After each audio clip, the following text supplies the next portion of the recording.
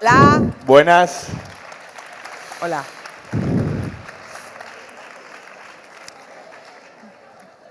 Buenas. Bueno, yo soy Ignacio Escolar, conocido bajista, como sabéis. Ah, ¿te Y vieron? me vieron, sí, me vieron. ¿Cuántos de los que están aquí vieron ayer la actuación? Uy, ¿y creéis que está en condiciones de mantener una charla? Sí, ¿no? Yo creo que sí, pero Sí, me retiré más pronto que casi todos vosotros. seguro. Bueno, yo soy Ignacio Escolar, director de diario.es, y estoy con Julia Otero, maestra de periodistas, entre otros mi maestra, porque le he confesado hoy que en el año 98, cuando en uno de mis primeros trabajos, fue con ella en un programa que se llamaba La Semana que Viene, en Telecinco, los domingos, un programa de televisión, donde apenas coincidimos, porque en esa época tú estabas en Barcelona, Sí. pero que fue uno de mis primeros trabajos y fue un programa, la verdad, es que bastante interesante y donde pasaron Por eso cosas. duró poco. Por eso duró poco, sí, en aquella época de la televisión. Y hemos hablado un poquito antes de entrar de qué queríamos hablar en este rato que estamos con vosotros. Daremos luego después tiempo a preguntas.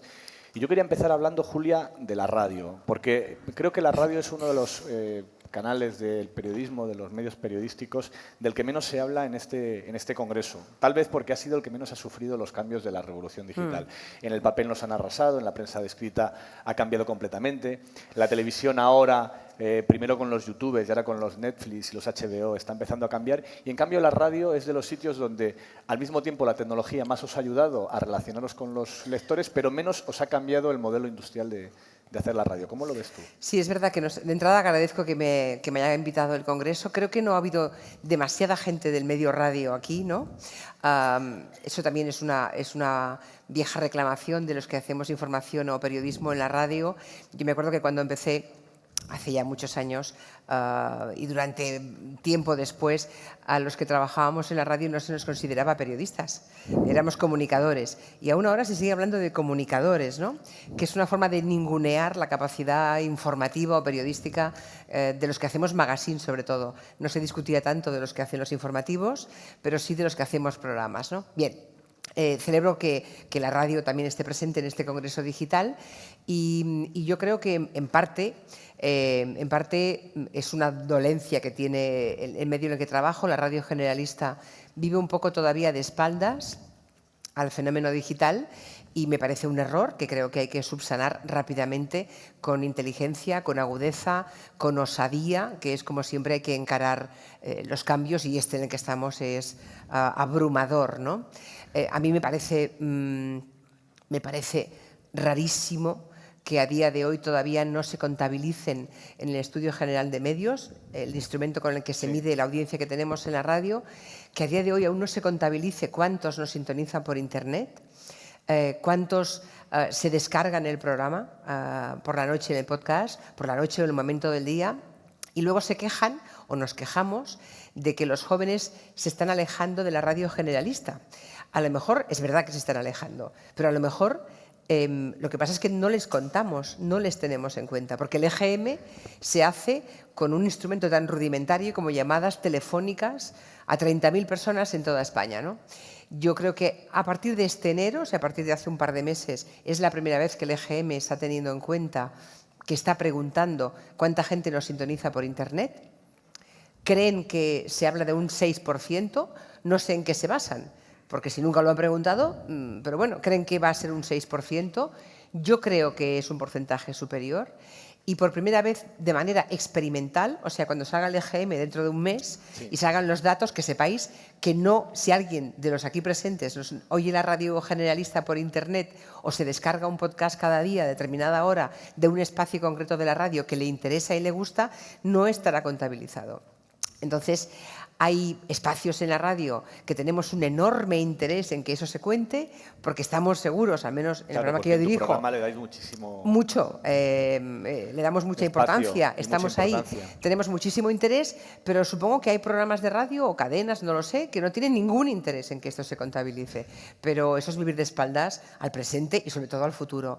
Y espero que esa reflexión la haga y, por tanto, tomen medidas, aquellos que pueden tomarlas, que son los que están en la parte alta de la pirámide, ¿no?, de la toma de decisiones. Tendrán que cambiarlo. Y luego, el tema de las redes sociales, ¿cómo os afecta? Porque vosotros en Julia en la Onda sí que le dais muchísimo espacio a la participación en redes y a cómo a esa voz en redes, que a veces tienes las dudas, al menos a mí me pasa, de si son o no son representativos. En nuestro caso, en el diario.es el 100% de la audiencia digital, pero aún así no el 100% de la audiencia digital participa en redes sociales o simplemente tiene cuenta en las redes sociales.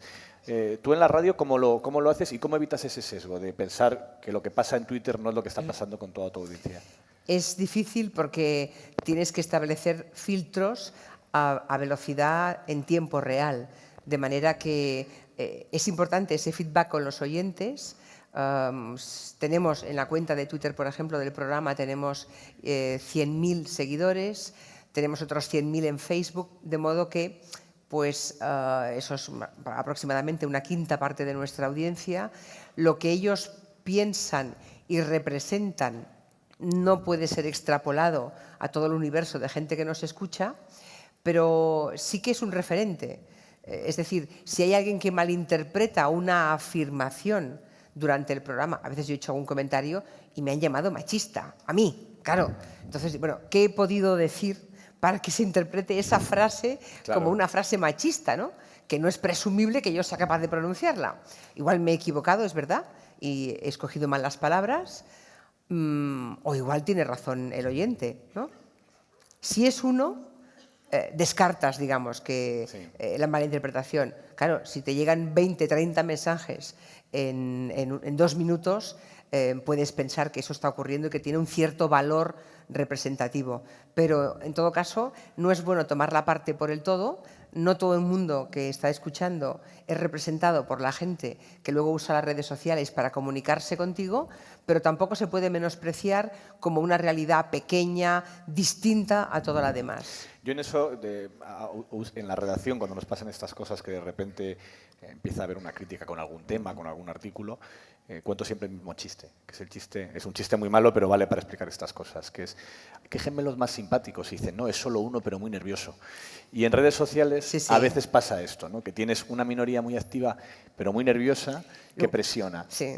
Luego tenemos es verdad que cuando se genera, digamos, la rutina, en el buen sentido, o sea, la costumbre de oír un programa de radio, se genera también a través de redes sociales una especie de comunidad de oyentes que mantienen relación entre ellos. Sí, eso lo cual es cierto. eso me parece espectacular, porque a veces leo los tuits que van intercambiándose, con los que van replicándose, matizándose, enfadándose, encabronándose, aplaudiéndose, y digo, qué pena, es más interesante lo que estoy leyendo, que está pasando en Twitter, que esto que tengo en la antena. Pero me sirve, en ese caso, para trasladar a la antena preocupaciones o matices que estoy viendo que me abren puntos de vista en los que yo no estaba pensando. Así que la eficacia y la utilidad es enorme para quien está delante del micrófono.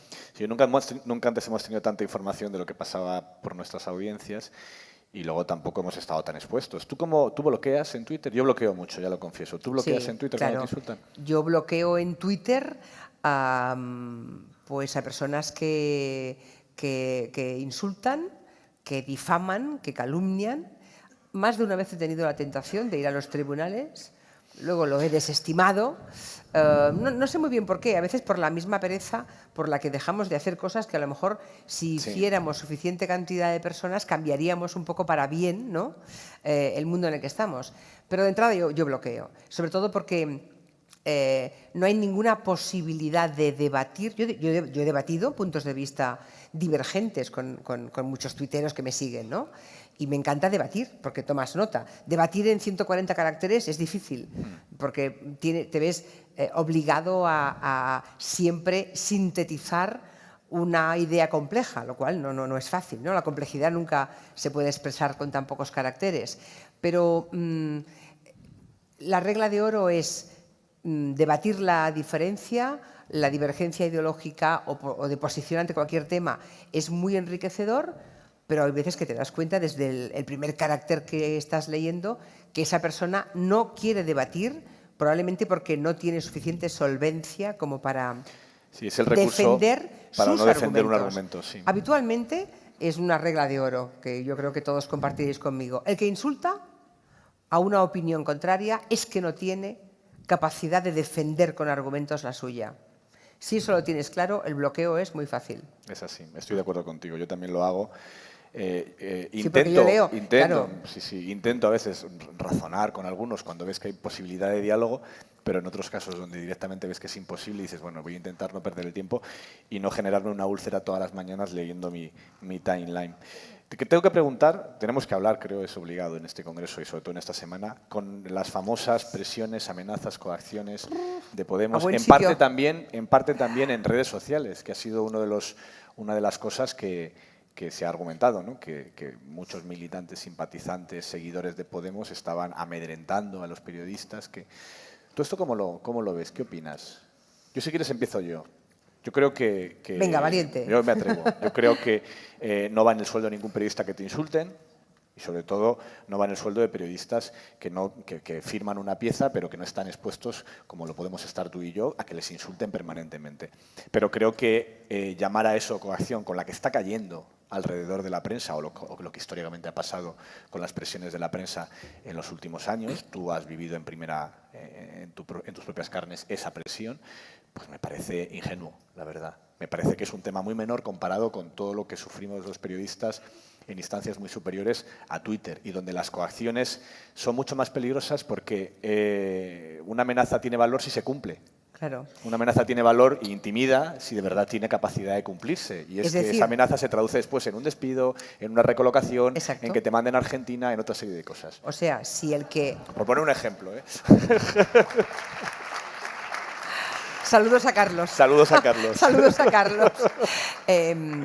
Sí, sobre todo porque todos sabemos que esas presiones existen y porque la capacidad, has dicho, yo creo que es la parte mollar de lo que acabas de decir, es decir, la amenaza o la presión existe en la medida en la que quien la profiere tiene capacidad de interferencia en tu vida profesional. Exacto. Es decir, si alguien te amenaza y tú sabes que esa persona es perfectamente, no solamente capaz, que lo son muchos, sino además tiene en su mano acabar con tu puesto de trabajo, con una depuración, con que te expulsen del trabajo, con que te cambien, con que te envíen a Monforte de Lemos, por decir un lugar más próximo que Buenos Aires, ¿no? Entonces la amenaza es real. Exacto. Esa es real. Pero entonces hay que tener poder. Solo el que tiene poder amenaza, digamos, con herramientas reales. Lo otro, para mí, raya más la mala educación.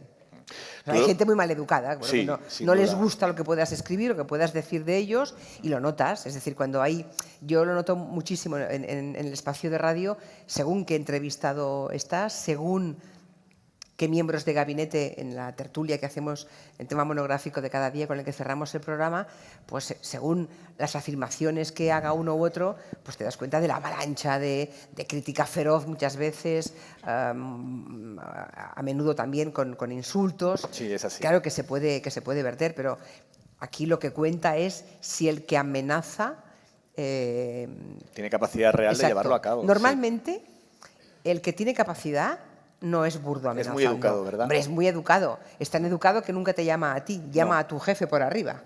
Y el jefe sabe lo que tiene que decirte si es un mal jefe. Porque el buen director de medio de comunicación... es el que para esas presiones, claro, nunca las comunica. En fin, sin pretender que en nuestro oficio haya un componente épico o heroico, que no somos héroes, somos como todos los demás. No. Pero desde luego el buen director de un medio es aquel que recibe las presiones, que las metaboliza, que las digiere, que las gestiona e incluso puede ocultarlas a aquella persona cuyo trabajo es el que ha provocado la presión es o que la llamada. Si se la transmites muchas veces ya se la estás trasladando, porque claro, ya él va, o el periodista o el redactor o la redactora ya va con el miedo de uy, que ya se están quejando de mí, ojito, porque al final lo que buscan este tipo de cosas es, pues yo depende, hay veces que respondo de saque de dónde va y se lo digo al redactor para que esté fortalecido y que sepas que ha pasado esto y que le he mandado la mierda al que ha llamado. Y eso pasa en las redacciones constantemente, pasa con poderes políticos, con poderes económicos, con anunciantes. Y luego, otras veces no, otras veces directamente no traslado nada al afectado, ni le informo de que ha pasado algo. Había un director de informativos con el que trabajé en una época que estaba en televisión que me decía, vamos a hacer como que fuésemos libres, decía, vamos a actuar como si fuésemos libres. Y él también decía, voy a decir el nombre ya porque es un maestro, Luis Fernández, decía, ante todo periodismo, ante la duda periodismo. Por si cierto, tienes dudas, Luis Fernández. sí. Luis Luis Fernández, al que echaron de Telecinco. Exactamente, porque alguien pidió Porque su se cabeza. le hizo el Prestige, hizo el No a la Guerra y ese tipo de cosas y le despidieron. Como te despidieron a ti siendo líder de audiencia en la tarde, de un día para otro, cuando llegó Telefónica de la mano de José María Aznar. Efectivamente. Eso fue el día 2 de agosto de 1900. Eso sí eran amenazas, no lo de Twitter, vamos. Claro, claro, claro. No, esto no es una... Es que, vamos, No es ni amenaza, directamente te cortan la no cabeza. hubo ninguna amenaza. Es más, una semana antes de irme de vacaciones, porque en ese momento estaba mi segunda, Mari Carmen Juan, y todo el equipo emitiendo el espacio de verano, en el mes de agosto, una semana antes el consejero delegado, el director general, me había llevado a su casa a comer con sus niños y su mujer, porque yo era un pilar de la casa, de la cadena. Una semana antes, pobre hombre, una semana más tarde, alguien le llama, le da una orden y él, que probablemente no estaba allí por su talento, sino por ser un chico obediente, tuvo que cumplir la orden, evidentemente, sí. Lo cual es tremendo. Sí, no, sí y lo fue. Y fue un golpe de mano, porque prohibieron a mi equipo que seguía en la antena acercarse siquiera a los micrófonos. Bueno, solo faltaba la música militar. Algo, ¿no? Solo faltaba la música militar. Yo creo ¿no? que aquello tuvo mucha repercusión porque es verdad que muchas asociaciones profesionales, el Colegio de Periodistas, la FAPE, salieron en tu defensa. Pero yo creo que una de las desventajas es que precisamente entonces no existían las redes sociales y servía de muy poco que un colegio profesional pusiese una queja si luego no la publicaba nadie. Entonces, entre bomberos no se pisaban las mangueras, perro come perro, que es una tradición corporativista peligrosa en la profesión. No, perro come perro. Bueno, cuando lo manda el dueño de la perrera. No, incluso sin mandarlo. Yo tuve de todos los compañeros de la prensa, tuve 3 personas, 3 individuos que publicaron sendos artículos, yo le llamo los 3 tenores, le podría poner otro calificativo, diciendo que me habían despedido y que bien despedida estaba. Bien despedida por roja peligrosa. 3. ¿No? Uno ya murió, pero 2 están vivos y siguen escribiendo. Di el nombre. Casi con absoluta falta de notoriedad, por otra parte, pero 3. Sí. Bueno, pues eso es verdad. Pero me refería a que en aquel momento, cuando pasaban estas cosas, no había escándalo social porque la capacidad de la sociedad para escandalizarse era más limitada, porque estaba toda completamente mediatizada por los medios, para bien y para mal. Es verdad. Y ahora ya este tipo de cosas suceden con menos facilidad. Es decir, es mucho menos impune de lo que era antes. Y lo piensan un poquito más. Es verdad. Ojalá hubiera tenido redes sociales entonces. Y luego fíjate que yo una de las cosas buenas que veo a que la APM haya decidido emitir este comunicado, a pesar de que, bueno, ya he dicho lo que pienso del tono del comunicado y de las amenazas en sí, es que ha generado un precedente y que a partir de ahora entiendo que cuando lleguen periodistas a contar que han sido presionados por el PP, por el PSOE, por Ciudadanos, por una gran empresa, por un banco, por una eléctrica, pues ya tenemos un precedente que obligará a ampararlos. Eso es una buena noticia, yo creo. Espero, no lo sé. Quiero pensar, a lo mejor soy ingenuo. Yo creo que eres optimista. Yo no creo que tenga, no creo que tenga ningún efecto. La memoria en general de la sociedad y de los individuos es muy corta y muy selectiva y esto que ha sido el gran soufflé de la semana en la que estamos, yo creo que pronto pasará y que los que presionan de verdad seguirán haciéndolo con completa naturalidad y con la sutilidad que les caracteriza. Ahora, es posible que en el caso de Podemos sí que actúen con muchísima más prudencia. Fíjate, yo creo que con el caso de Podemos tiene un agravante, que es cuando luego después llega una información real, contrastada, negativa, veraz sobre Podemos puede ampararse en el veis, es que vais siempre contra nosotros, y entonces aprovechar los errores que la prensa comete contra Podemos para generar una vida extra, ¿no? Para que cuando llegue después una noticia en circunstancias normales les hubiese obligado a responder, a dimitir, a lo que fuese, poder decir, no, ya está la prensa otra vez inventándose cosas sobre nosotros, la máquina del fango. Eso es peligrosísimo. Y yendo a otro de los temas de los que se ha hablado mucho en este congreso, que es todo el debate sobre la posverdad, Trump, en mi opinión, una una de las cosas que explica el fenómeno Trump es cómo Trump aprovecha la falta de credibilidad de los medios para hacer una llave de judo contra los medios, aprovechar el ataque de los medios a favor suyo, descalificando a la mayor y aprovechando el ataque de los medios como un valor frente a sus votantes. Y eso es tremendamente peligroso.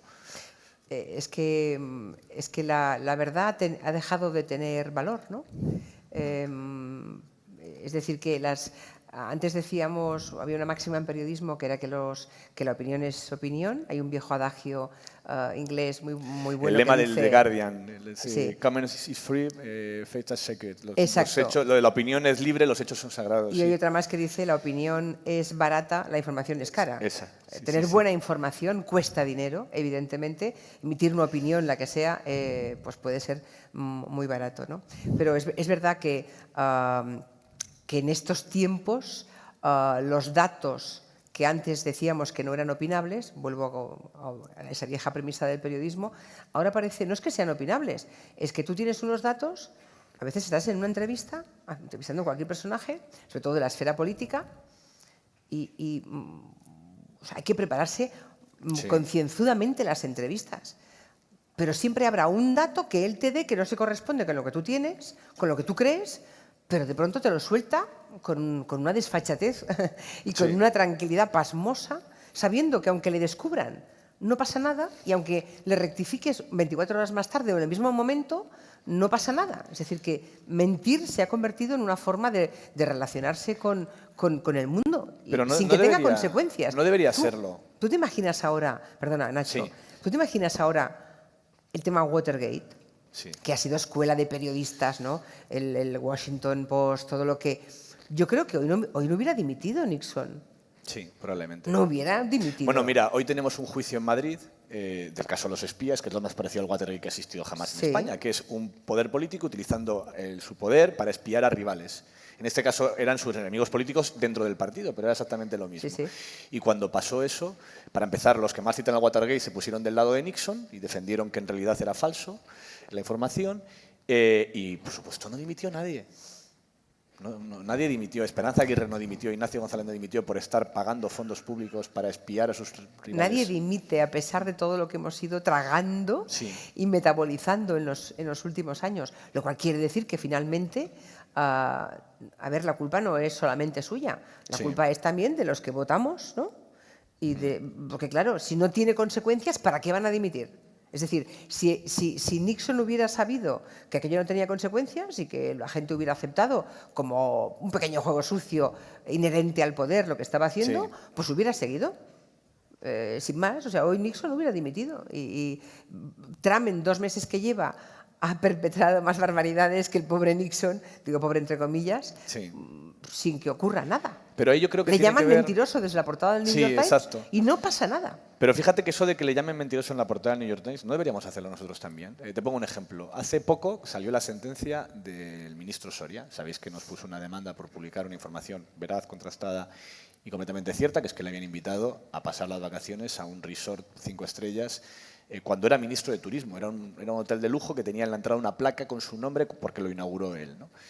Y cuando publiqué el artículo, un artículo de opinión, porque no era la información tenía otro titular, publiqué el artículo en el blog El mentiroso Soria pierde la demanda que presentó contra el diario.es, yo mismo dudé de decir, bueno, ¿le llamo o no le llamo mentiroso? Bueno, es que había mentido. Al final me decidí, pero con muchas dudas y alguna crítica que me decían, ¿pero por qué le llaman mentiroso? Digo, bueno, porque lo acaba de decir un juzgado, que este señor estaba diciendo en el Congreso que se pagaba las vacaciones y ha llegado un juez y ha dicho, no, este señor fue invitado, siendo ministro de Turismo, a sus vacaciones en un hotel de lujo. Bueno, porque usamos otra manera de acercarnos, diríamos, faltó a la verdad, por eso, no es cierto del todo, no. Si es mentira, es mentira, es un mentiroso, efectivamente. El que miente es mentiroso.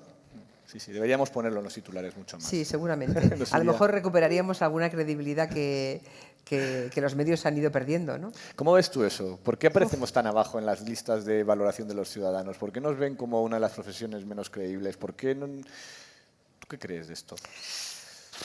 Pues yo creo que formamos un poco parte formamos parte del sistema porque trabajamos, no hablo del periodista uno a uno, hablo de la estructura de los medios de comunicación, ¿no? Formamos parte, obviamente, de un sistema en el que hay una relación muy próxima con el mundo político también, y porque nos damos cuenta que los ciudadanos que nos leen o nos escuchan finalmente se dan cuenta de que aquello que contamos y que defendemos a veces atiende menos a la verdad que a los intereses de quien nos paga, por ejemplo, ¿no? Sí. O de la ideología que supuestamente tiene ese medio. Y luego porque la sociedad española ha ido entrando en el mundo de la trinchera, de manera que hay muchos ciudadanos que hacen inmersión ideológica. Claro, alguien que escuche solo una cadena de radio y lea un solo periódico y vea una sola cadena de televisión, llega a la conclusión de que esa es la verdad, porque se la repiten 1000 veces, ¿no? Entonces, esa inmersión es empobrecimiento, empobrecimiento cultural, es empobrecimiento crítico. Nada mejor para la ciudadanía y para los periodistas que leerlo todo, verlo todo y no hacer espacios sectarios o diarios sectarios, ¿no? Que estén todas las voces contempladas. Estoy muy de acuerdo contigo. Y además hay una cosa que me preocupa mucho con esto, que es el efecto visión túnel que provocan el algoritmo de Facebook, sobre todo, y la manera en la cual casi todos los buscadores y los algoritmos de redes sociales están dándote un resultado en función de lo que has buscado antes, en función de tus intereses, en función de tus amigos. Y eso hace que ese túnel, en el cual la realidad es lo que ves en tu timeline, cada vez sea unas orejeras. Claro, cada vez te reafirma más en lo que piensas y te impide la capacidad de debatir con otros ideas diferentes. Es así. Te vas convenciendo. Es así. Eso que hace Spotify de decir, te voy a poner solo la música que te gusta y acierta, pensad lo peligroso que es para la información. Porque además está pasando ya. Facebook no te muestra en tu muro lo que a la gente a la que tú sigues, sino a aquellos a los que después has pinchado, y en función de las veces que haces clic estás dando cada vez información a Facebook sobre lo que piensas y realimentándote en tus prejuicios. Exacto. y en tus apriorismos, en tu ideología, ¿no? Y eso es tremendamente peligroso para los medios. Yo creo que es una de las cosas más preocupantes del fin de la mediación de los medios como producto cerrado que te permite contarte la realidad, incluso no solo lo que te interesa, sino aquello que no te interesa y deberías conocer. Hay que tener en cuenta que el periodismo sin periodistas no es posible, ¿no? Por supuesto. Parece muy elemental. No, pero al final lo hacen el periodismo, ¿eh? Es decir, que si no lo hacen el periodista, si no lo hace el medio, los periodistas, lo hacen otros, atendiendo a sus intereses. Y te lo cuelan como periodismo, o como información, quiero decir, ¿no? Te lo cuelan. Así que yo creo que en los últimos años quizá el ciudadano medio sí que se ha dado cuenta de que esa intermediación es posible. Es decir, cuando tú cuentas ahora lo de Soria mentiroso, tú te gastaste pasta en enviar a un redactor a Punta Cana. Ahí le tenemos. El oficio del periodista es muy sacrificado. Tuvimos que mandar a Carlos Claro. a un hotel 5 estrellas porque a veces hay que jugársela. Ahí está. No sabía que estaba. Claro, pero eso cuesta dinero. Por supuesto Es que decir, lo cuesta. Tú puedes publicar algo y arriesgarte. No hubierais podido defenderos, hubierais quedado como mentirosos vosotros, pero para asegurarse el tiro hubo que comprar un pasaje, no es ir aquí al lado, ¿no? Hay que irse a Punta Cana, hay que alojarse en el hotel. Pagar el hotel a una tarifa distinta a la que pagó Soria, que a nosotros nos cobran más, eso que la habitación era más pequeña. Sí, es así, es así. Lo he dicho, eso. la información y la investigación es cara. Y si no se paga por la información, no podemos pretender que la información sea veraz. Eso es y es así. una cosa que hago. Mira, ahora os va a venir muy bien a los periodistas, los que estáis en el mundo digital, en la prensa digital, porque yo siempre que hablo con gente de nuestro oficio, que estamos en la radio, por ejemplo, ¿no?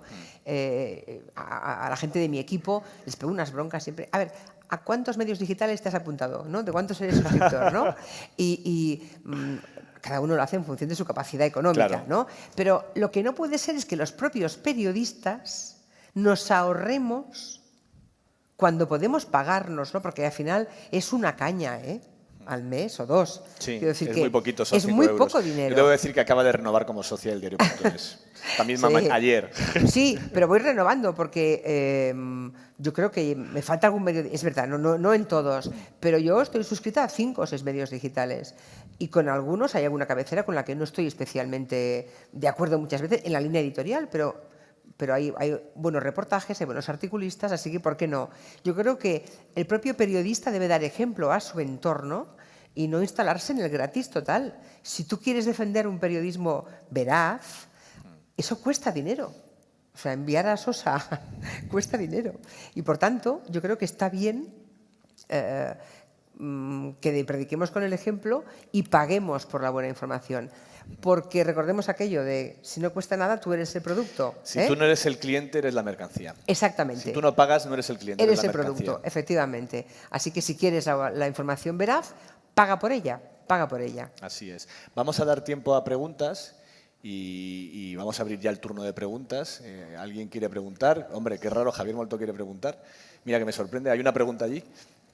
¿Qué vista? Yo no veo a nadie. Bueno, veo, pero Yo le he visto, pero porque le tengo localizado y pregunta siempre. Javier. Es como el follonero, pero en Huesca. Me hace gracia que Julia, te voy a tutear, perdona. Perdóname, pero no sé dónde estás. O sea, o haces algo, vale, Ahí le tienes. ahí delante. Yo estaba mirando allí. Que digas que si no pagamos,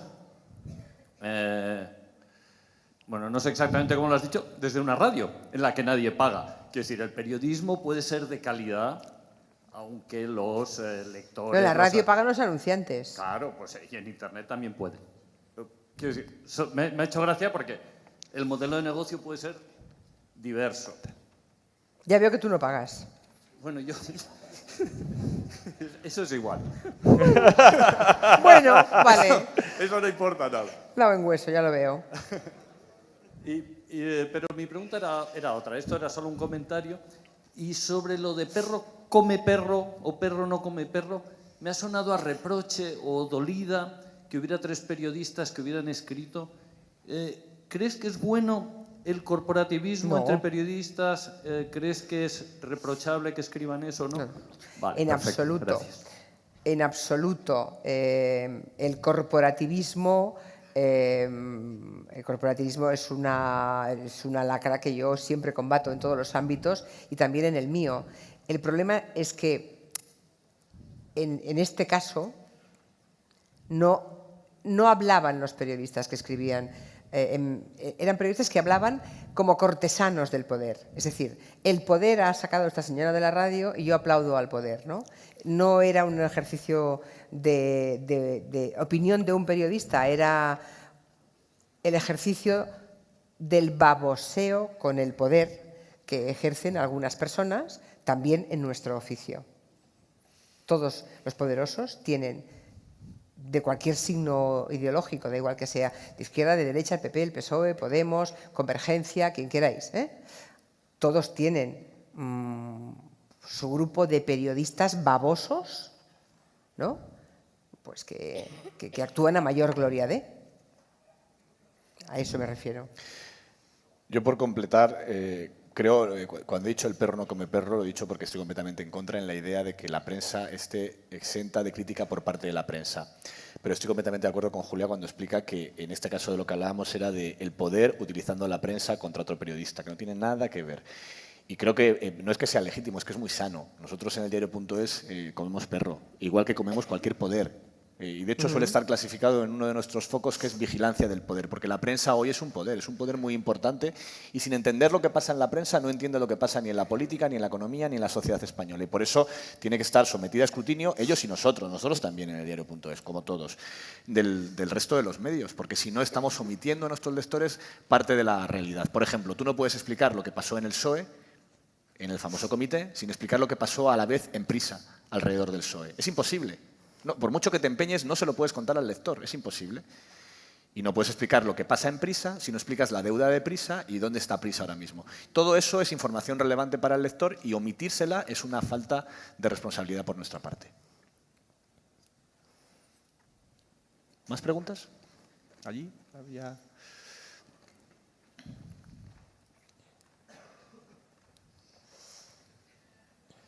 Hola, buenos días. Hola.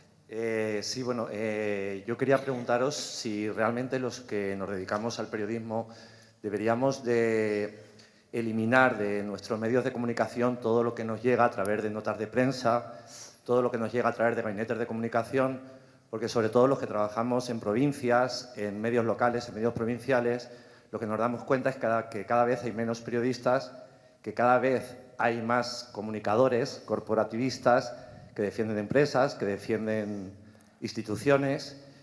Y bueno, pues se da el caso de que puedes ir a una rueda de prensa y encontrarte tú solo de periodista y el resto ser todo comunicadores que se dedican a, pues en este caso, a la propaganda. No sé cómo lo hacéis vosotros, si vosotros realmente le dais credibilidad a esas notas de prensa, a toda esa comunicación oficial que os llega y qué deberíamos de hacer los demás. Gracias.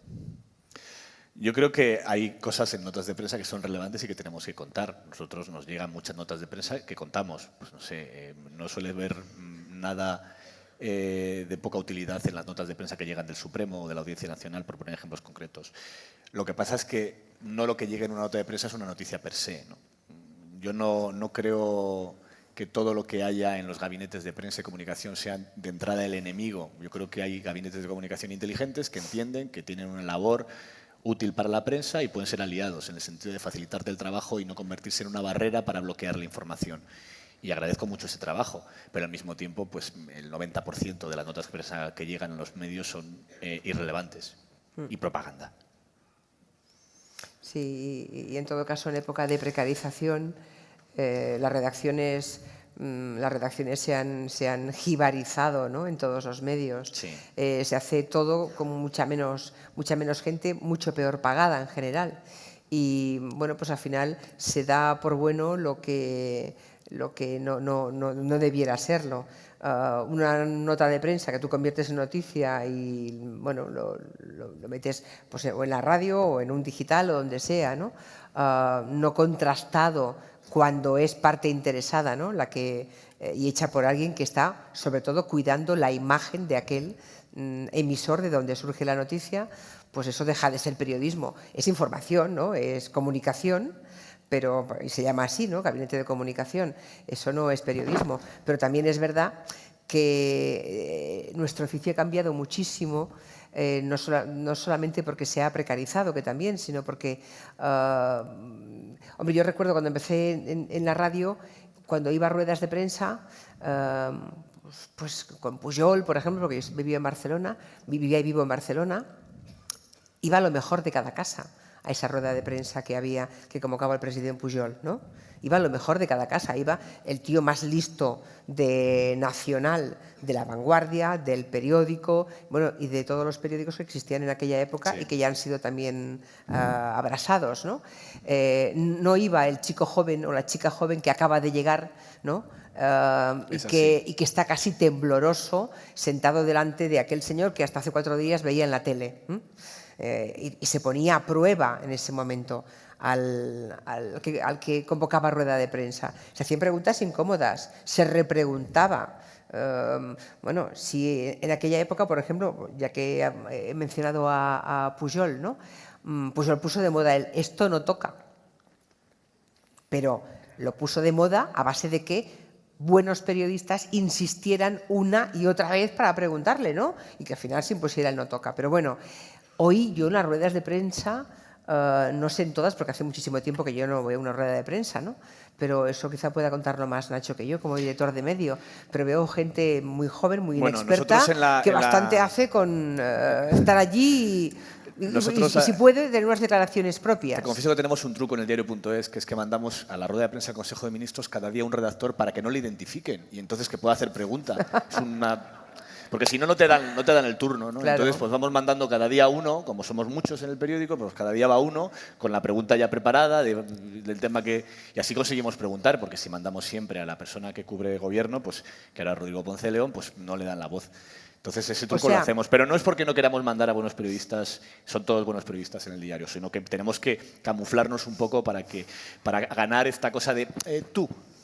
Y tú suele ser el periodista más cómodo. Muchas veces. ¿Más preguntas? Allí hay una y aquí había otra.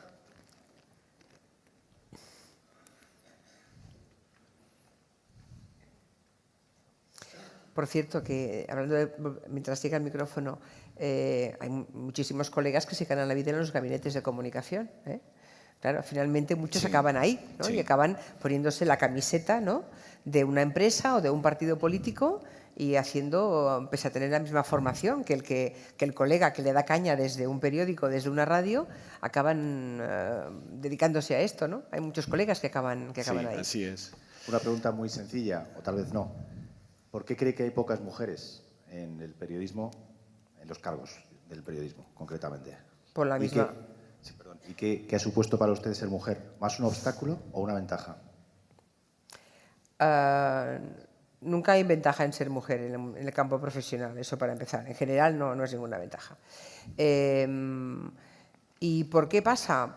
Pues exactamente lo mismo que en cualquier otro ámbito, en la política, en la empresa, en la judicatura. Bueno, pues no hay más mujeres dirigiendo medios o dirigiendo programas o siendo jefa de sección, pues por la misma razón que no hay una sola mujer en el Tribunal Supremo, que tenemos 2, creo, en el Tribunal Constitucional, prácticamente ninguna, creo que hay una solamente presidiendo un TSJ, pues porque cuando no se aplica la discriminación positiva, se aplica la otra discriminación.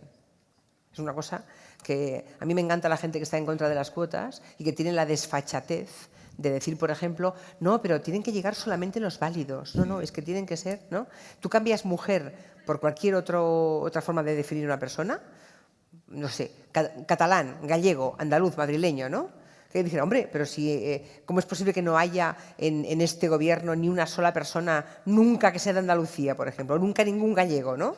Que alguien dijera, hombre, es que tiene que ser alguien que esté preparado. Claro, pues la segunda parte es, claro, es que las mujeres no lo están. La gente se escandalizaría y diría, pero ¿me está usted diciendo que no hay un gallego o un andaluz preparado para? Y en cambio las mujeres nos lo dicen y no les pasa nada. O sea, con una desfachatez y con una insolvencia intelectual, y además, y en Twitter, esa afirmación de las cuotas, y lo que a mí me duele más es ver a algunas señoras que las han pasado putas en la política argumentando eso mismo. Sí, que dices, bueno, ya, entonces ya apaga y vámonos, ¿no? Apaga y vámonos. Eso es tremendo, pero eso es así. O sea, hay una enorme dificultad también para el mundo de la información. No somos mejores que los demás. Nuestro mundo es como los otros. Eso sí, hacemos editoriales cojonudos y denunciamos la falta de paridad, la falta de tal, unos editoriales maravillosos, pero no damos ningún ejemplo. Nunca. No sé si hay algún medio paritario. ¿El tuyo lo es? Más o menos. A ver, te explico cómo estamos ahora mismo. En mi consejo de redacción nos sentamos 10 personas, de las cuales la redactora jefa de Economía, la redactora jefa de Cultura y Tecnología, la redactora jefa de Sociedad, son mujeres, a la junta director también es una mujer. Lo que pasa es que en la cúpula alta yo tengo solo 2 subdirectores y necesito una subdirectora que espero nombrar, que algún día que tengo que nombrar y además la tendré. Pero si coges redactores jefe y subdirectores, si estamos en cuotas de paridad, no lo estamos en la cúpula de arriba del todo y deberíamos estarlo. Tiene que ver con los que estábamos cuando lo fundamos. Ya. Que éramos los 4 que estábamos, pero lo tengo que cambiar. Confieso, es así. Podéis ver el staff en el quiénes somos en el diario.es y ver que no he mentido, para que comprobéis los datos. Había otra pregunta por aquí.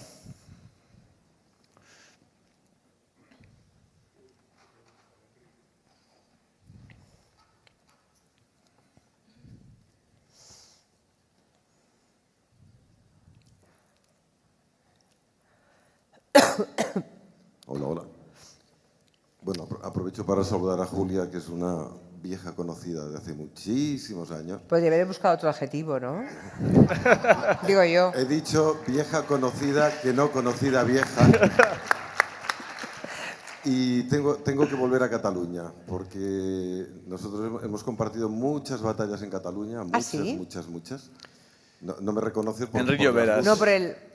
¡Ay, por favor, Enrique! A ver... Enrique, hola.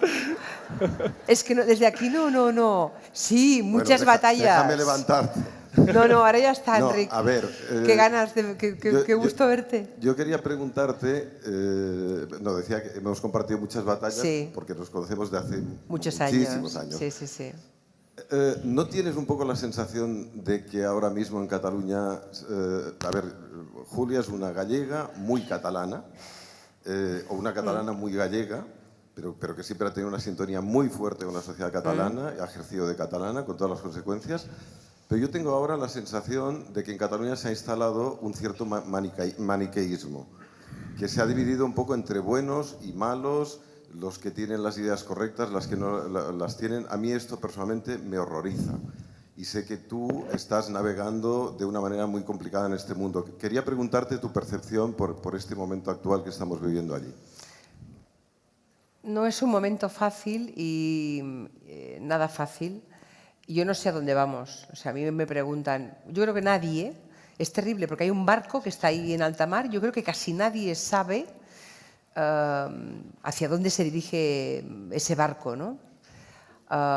Desde el resto de España la posición es la de ¡uy, qué pesados! O sea, ya basta ya, no nos preocupa, los programas han dejado de tener audiencia cuando se habla de Cataluña, por ejemplo, es así. En la radio, en la tele, En esto Internet es así. también. En Internet también nos pasa. En Internet pasa también. O sea, tú informas. Yo hago un día un tema de gabinete sobre Cataluña y cuando lo anuncio a las 4 de la tarde ya tengo 100 personas que me dicen ¡qué aburrimiento! ¿Otra vez?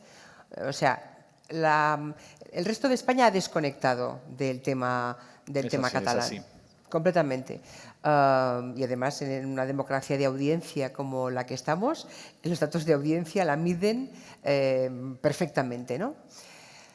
Y desde dentro, pues el camino, la situación es complicada, porque a mí me ven como una nacionalista, pseudoindependentista en Madrid y me ven como una unionista españolista en Barcelona, ¿no? En Cataluña. Así que estamos en territorio de nadie. Yo escribí un artículo hace mucho tiempo en el que decía que los puentes siempre son los primeros en ser bombardeados en la guerra, y en esta guerra los que hemos intentado hacer de puente buenamente, ¿no? Que somos bastantes, nos han bombardeado y casi estamos hartos de pelearnos contra todo, ¿no? Le pasó a Jordi Évole, yendo el otro día al acto de los refugiados, ¿no? Jordi Évole dijo, dirigiéndose a la tribuna de cargos importantes públicos de la Generalitat, lo de que dejaran de hablar de las competencias para traer a refugiados, si tenían o no tenían competencias, y él dijo, creo que en realidad hay más un problema de incompetencia, ¿no? Bueno, pues el sector independentista más radical estuvo durante días acosando a Jordi Évole con además 2 consejeros del gobierno también haciéndolo a través de Twitter, ¿no? Claro, es un momento delicado en el que forzosamente habrá que mojarse, porque se mojan y salen siempre los mismos a la calle, ¿no? Y los demás, cuando se convocan, no salen. Es decir, es una voz que no se escucha, ¿no? En Cataluña esa voz no se escucha y a lo mejor están todos en casa pensando que es que está solo, ¿no? Que todos los demás... Yo estoy rodeada de independentistas. Yo tengo mi familia no lo es, pero mi familia política sí lo es, por ejemplo, ¿no? Y la verdad es que hemos dejado de hablar de política porque es un poco incómodo, pero estamos todos rodeados. Yo creo que el gobierno de España tiene que tomar el toro por los cuernos ya, dejar pasar el tiempo será aprovechado por los que apuestan claramente por la secesión y esto se está pudriendo y cada vez es más escasa la capacidad de maniobra, cada vez es más escasa. Hubo un tiempo que parecía que el referéndum podría salvarlo, ¿no? Hace 2 años el referéndum clarísimamente se hubiera ganado el no a la independencia. Y se hubiese cerrado el debate. Entonces, a lo mejor, pues lo que hizo Cameron, ¿no? Coger el toro por los cuernos, rápidamente hagamos un tal que la gente pueda pronunciarse a favor y en contra y se hubiera ganado. A lo mejor ahora también, pero ahora ya parece que ni el referéndum es una alternativa, ¿no? Van a ser elecciones. ¿Cuál va a ser el resultado de las elecciones? No sé, a mí me empieza a incomodar. Yo estaba muy equivocada, hice un pésimo análisis hace un par de años creyendo pues, que era un suflé que volvería a desinflarse y ahora yo empiezo a estar seriamente preocupada porque no sé a dónde vamos. No sé a dónde vamos. Nos hemos quedado sin tiempo para una última pregunta. Es que nos hemos pasado ya, lo siento mucho. Te contesto luego. Muchísimas gracias a todos y muchísimas gracias, Julia, por estar con nosotros a todos. en Gracias. Huesca, en el Congreso de Periodismo Digital. Gracias.